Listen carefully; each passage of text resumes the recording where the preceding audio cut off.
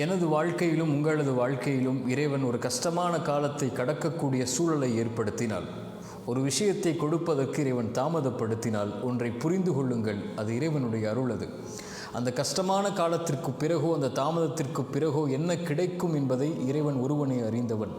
நம்மை பொறுத்தவரை காத்திருப்பு மட்டும்தான் நம்மால் முடியும்.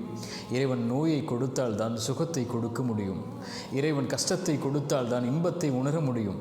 வழியை கொடுத்தால் தான் அந்த வழி மறைந்ததற்கு பிறகு வரக்கூடிய மகிழ்வை அனுபவிக்க முடியும்.